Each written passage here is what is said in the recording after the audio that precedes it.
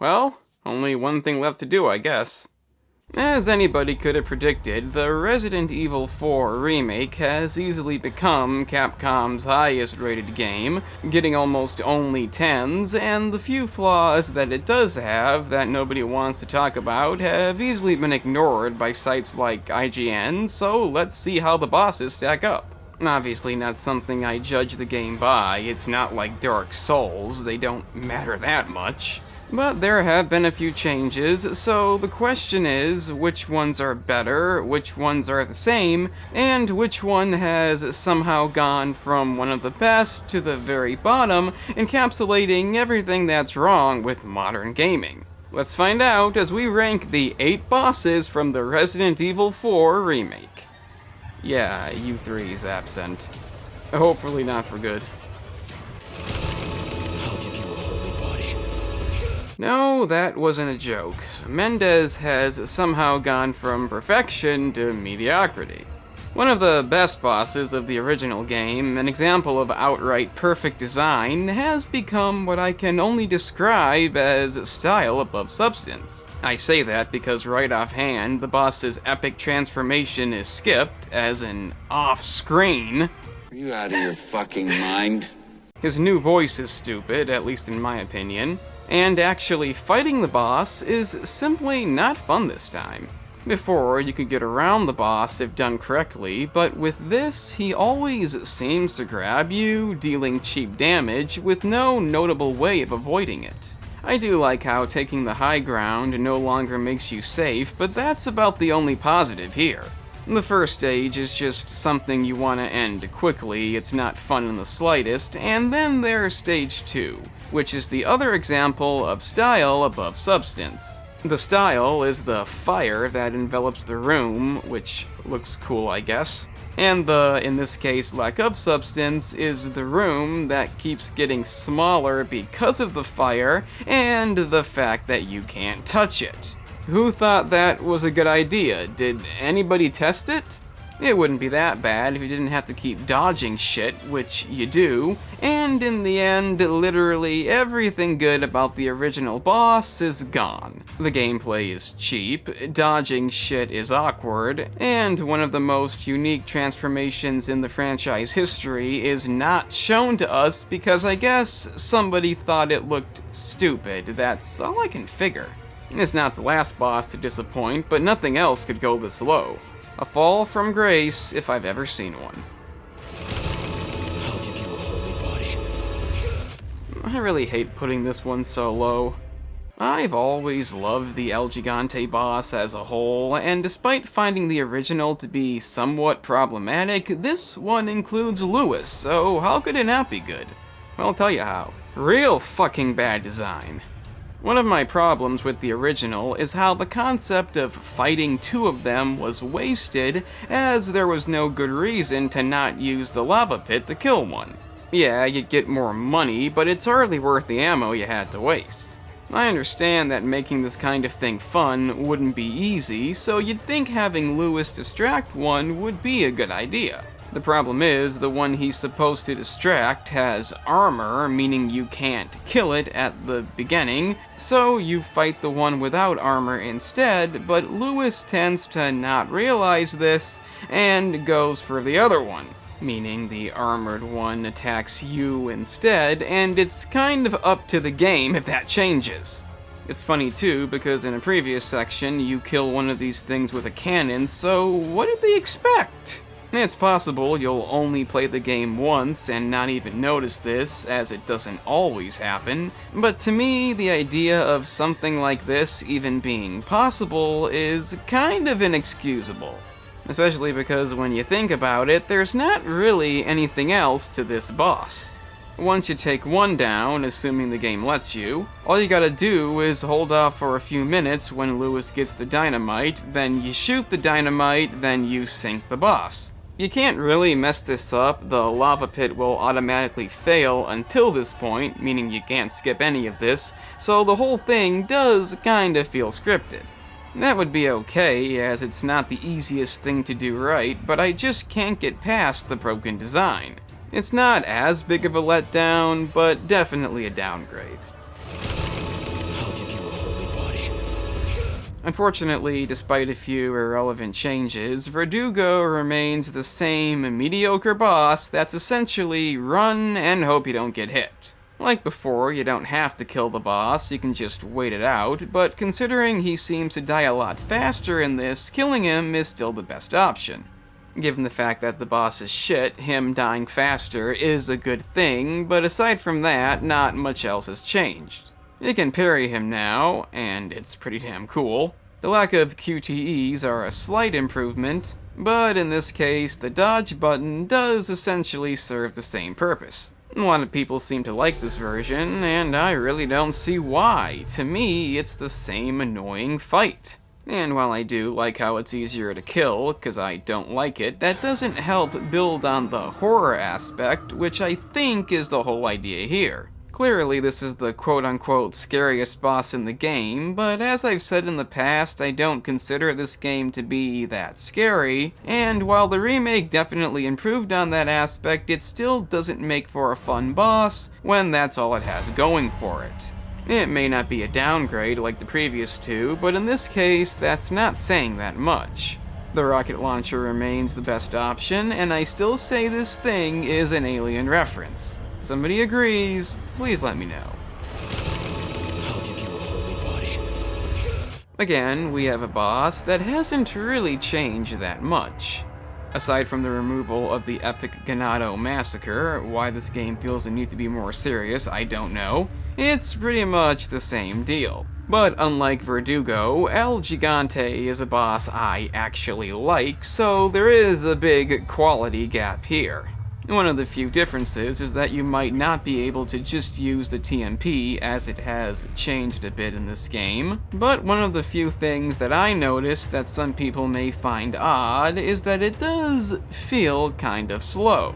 It wasn't an issue in the original because that game had tank controls, so it felt more balanced, but in this, it comes across as being kind of empty. Like the only reason it exists is because it's the remake and they had to include it, as it is kind of iconic.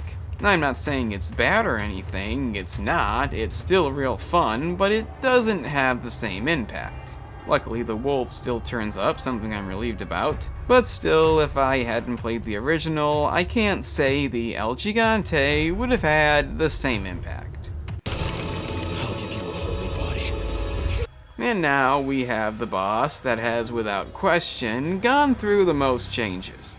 I can't really complain about that, as most people, me included, didn't like the original that much, so good on them for listening. I do want to point out that I didn't like that boss for mechanical reasons, not because it was a one-hit kill with the rocket launcher, as almost every boss was a one-hit kill with the rocket launcher, and if that's the only reason they changed it, well, that's just stupid.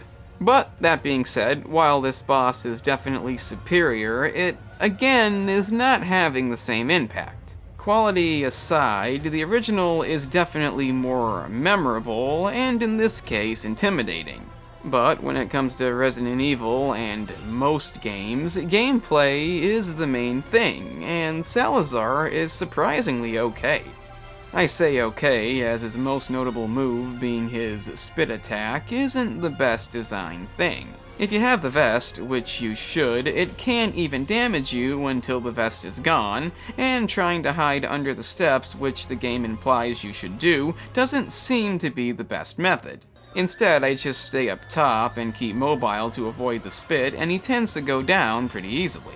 It doesn't take long either, but I can't deny it's a fun boss. He still has a one-hit kill move in which he eats you, that caught me a few times. And while I do miss the knife through the hand, the way Leon just walks in and shoots him is possibly the game's most memorable moment. Also, the dialogue during the fight is pretty damn entertaining.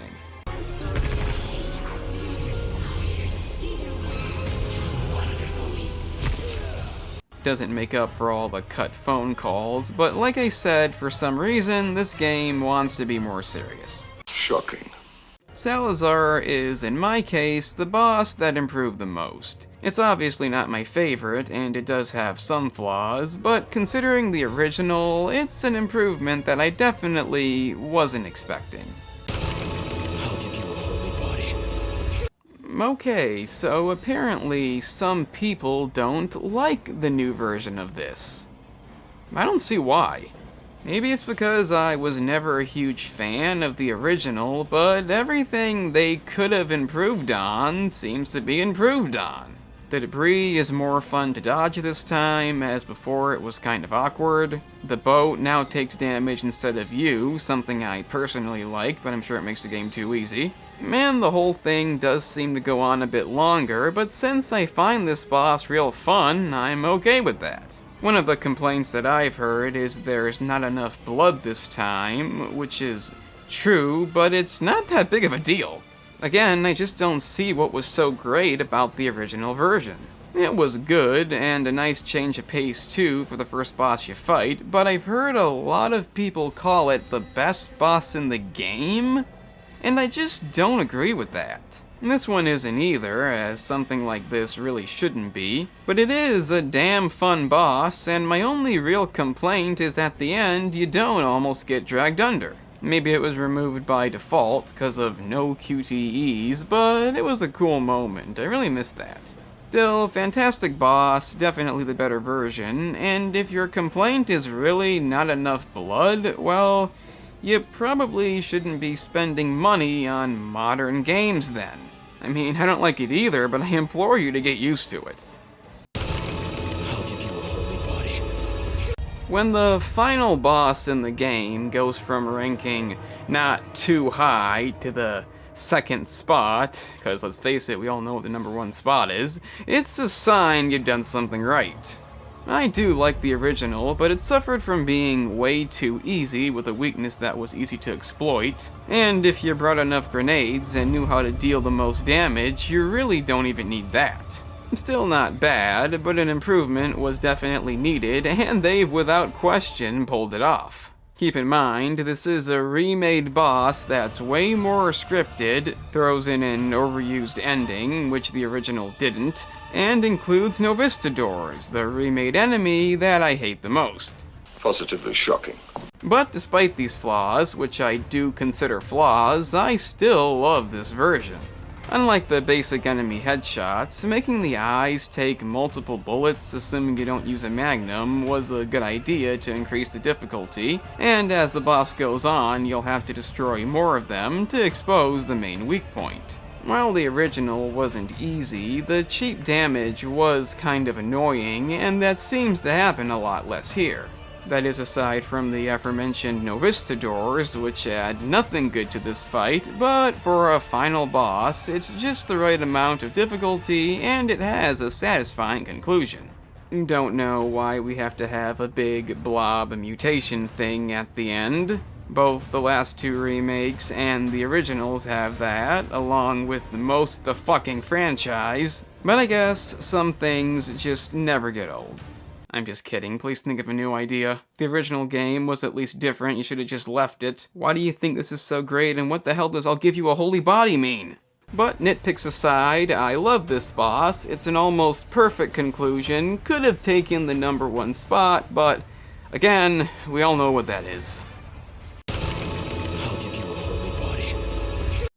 If you've seen my ranking of the original game, you'll know I like this boss a great deal, and as you can see, I still do.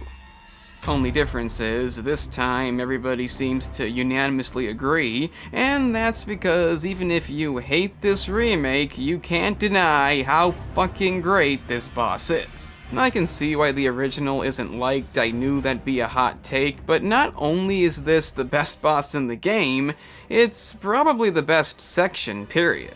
The parrying mechanics are perfectly implemented, they rarely feel cheap, and while I still don't think Krauser's character is explained enough, at least you know what the fuck is going on this time. He also kills Lewis, so it's personal. And the fight you have with them early on is no longer a QTE, that I never really minded that much, but there's no denying how much better this is, and how it foreshadows what's to come. One complaint that I do have is that it's very hard not to take damage, as if he grabs you, it's mandatory, and I'm not completely sure if there's any way to avoid this. I could be wrong, and if I am, let me know, but if that's the case, that is a flaw and shouldn't be a thing. What isn't a flaw is this time the robots are a lot more fun to deal with, as they can be avoided if you know what you're doing. I like how whenever he shoots at you, you have the option to dodge or shoot back and put a stop to the whole thing. You can argue that the original went on for too long and got a bit repetitive, but again, that's not the case here. There's just very little to dislike about this. Then you get to the transformation, which unlike Mendez is not ruined this time because you get to see it. And while I could have done without the brief cave section, as I prefer going right to the fight, it is again the superior version. I do miss how you can't do it with just the knife, as the second hand puts a stop to that. But honestly, I never really did that anyway, so I can't complain there. This fight is designed to utilize the guns and the knife, and considering how it's mostly been knife only up until this point, it's a nice change of pace. I will say that I wish the main knife was unbreakable during this, as picking up new ones isn't the easiest thing to do, and without it, it is a bit less fun. That being said, that's the only real flaw that I can find. This is perfect boss design at its finest, and the way Leon finishes him off opposed to just leaving him for whatever reason is a perfect way to end this, and something that could have easily been ruined if he somehow comes back to life, only to be killed again the exact same way. Please, Capcom, don't do that again. But for obvious reasons, Krauser is the best boss in the game by a fucking mile, and in my opinion, the best boss in the franchise. It really doesn't even come close. And that was all the Resident Evil 4 remake bosses ranked from worst to best. Obviously, some of these are not going to be argued, but for those who still disagree, leave your comments down below, and I'll get back to you. I'm the Game Analyst, and don't forget, good boss design is important, but not as important as blood. That's the main thing. Oh, what? You're actually here? That's fucking amazing. I guess you may as well check out the main channel, in which I discuss movies, TV series, and the offensive topics that lie within. If you're into that, then press the link in the description. It's right there.